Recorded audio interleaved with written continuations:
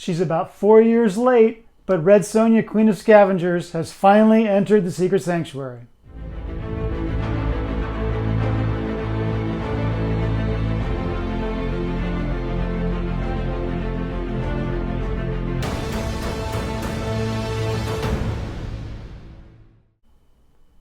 Okay, so it's 2017, and me and my son are at Comic-Con in San Diego at the Sideshow booth, and we round a corner, and I see this.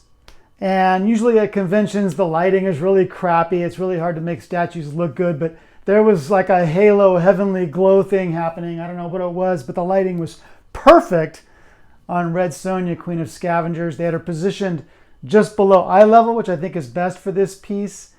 And I fell in love on the spot immediately. And my 10-year-old son said to me, "Mom ain't gonna like that one."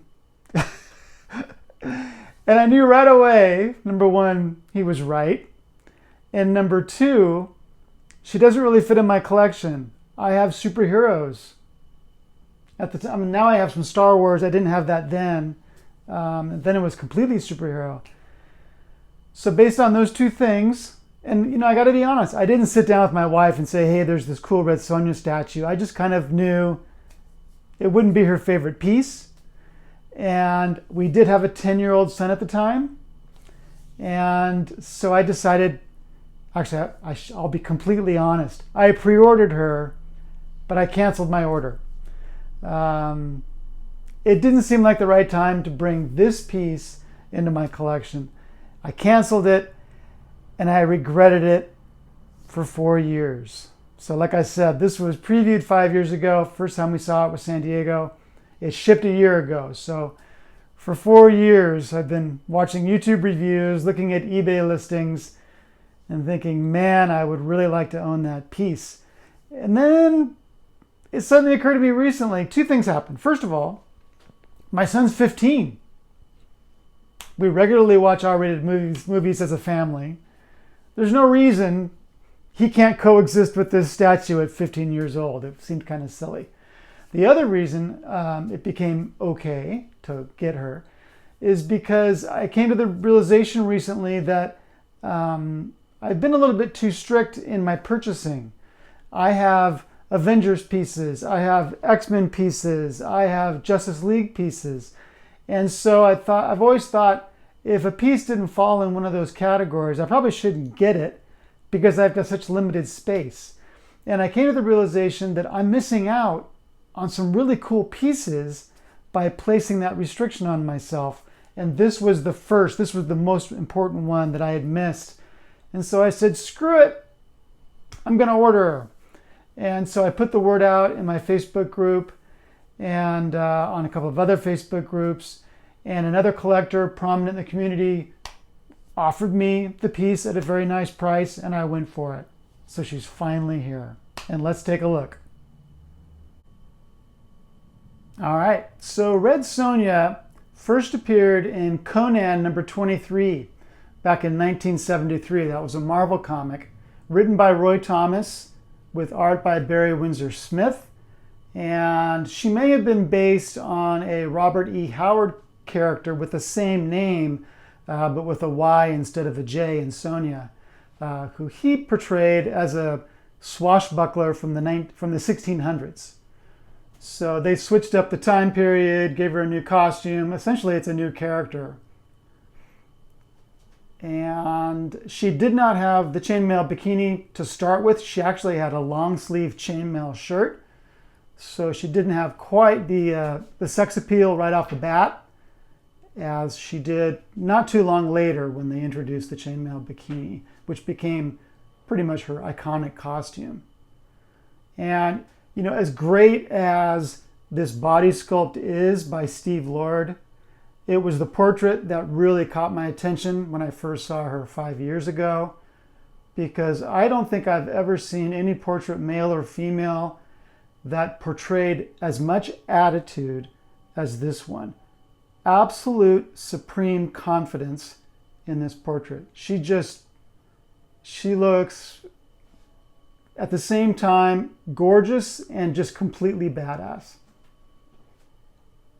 Love the portrait more than anything else about the piece, but I love everything else about the piece as well. Steve Lord is a master sculptor when it comes to the female form. I would say he and Will Harbottle and Mark Newman are the sculptors that I think about when I think about the female form. In fact, Will Harbottle sculpted the previous Sideshow Red Sonja, which is also a phenomenal piece. In fact, Sideshow, if you're listening, like I said, it's been 4 years since this piece shipped. They sold 4,000 of these, 1,500 of the exclusive, 2,500 of the regular, completely sold out. I think it's time for a new Red Sonja. And if you guys are in my Facebook group, you saw me post an art print that Sideshow put out a year or two ago, which I think would really translate well into a statue, a premium format of Red Sonja. It's a beautiful piece. They did 2 art prints, one of her before battle and one after battle. On the after battle one, she's really spattered in blood, and both of them are great. But I think Sideshow, it's time for a new Red Sonja premium format. There's a great mixture here of metal pieces, leather pieces, then you've got the chainmail bikini. Really, really nice stuff. You got this pouch hanging from her belt.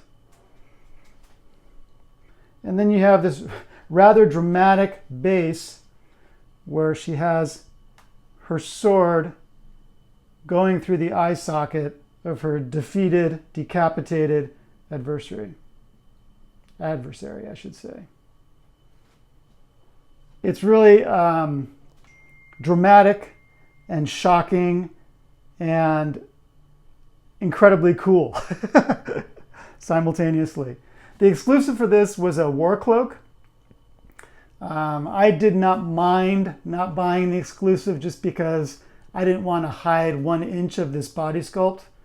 The war cloak looks really cool. Most people who have the exclusive do display her with it because it is so cool.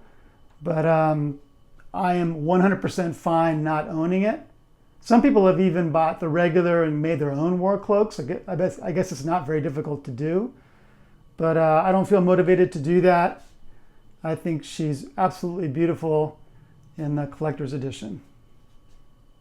Weaponry is really nicely detailed. Oh, I got a little bit of styrofoam there. There we go.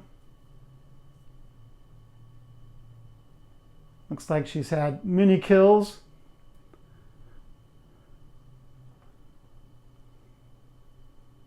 See if I can get that to focus. There we go.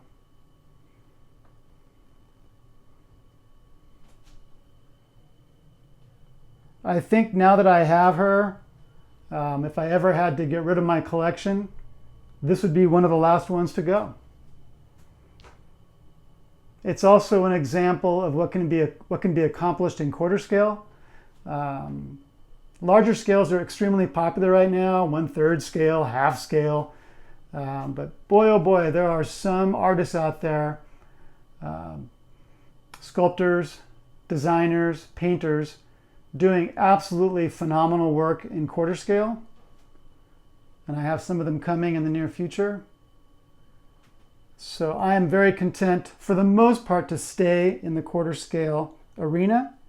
I do have some 1/3 scales coming in. I got Spock and Picard coming from Dark Side. And I have the Battinson from Prime 1 on pre-order as well through Sideshow. Give you some more close-ups here.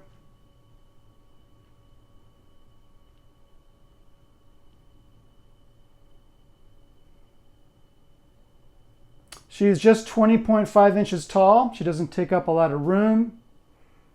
I currently have her on the lower shelf, strangely enough, with Black Canary and Catwoman, until I find a better spot for her. Like I said, she doesn't really go very well in my collection, but At this point, I would adapt the collection to her rather than parting with her. We have these 3 arrows in the base, and then this tree trunk. Lots of great details in her costume.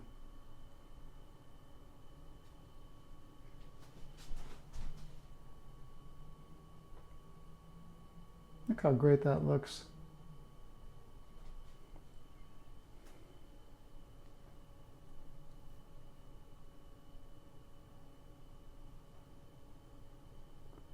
I love the color of her hair. Kind of a, it comes off as kind of brownish orangish, but it's perfectly appropriate for Red Sonja. Give you a profile. Actually, she looks better like this. That's just phenomenal.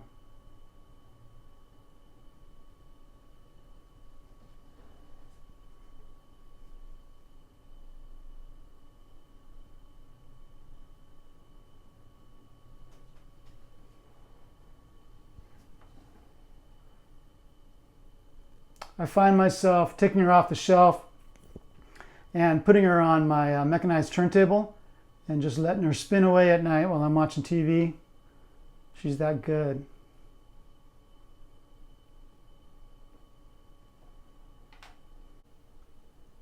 So that's Red Sonja, Queen of Scavengers. I'm obviously a huge fan of this piece. I obviously recommend it. Of course, it is sold out, not available from Sideshow anymore. But you can find her on eBay. There's always 5 or 6 listed on eBay. Often the prices are pretty high. I would recommend posting in one of the Facebook forums, Facebook groups. There are several buy-sell trade statue groups that you can post in saying, looking for Red Sonja, Queen of Scavengers. And you'll probably find someone eventually that will sell it to you at a pretty good price. It's going to be more than the original retail probably. But you can find her. As for what's next for me, I have XM Studios Swamp Thing coming very soon. Could be as soon as Monday. I'm filming this on Saturday. I've been looking forward to that for a very long time. That is a character that I really love. Alan Moore brought that character to life for me, and I'm really looking forward to having him in my collection. That's it, guys. If you haven't subscribed, please do. And I'll see you very soon with that Swamp Thing review. Take care. Have a good night.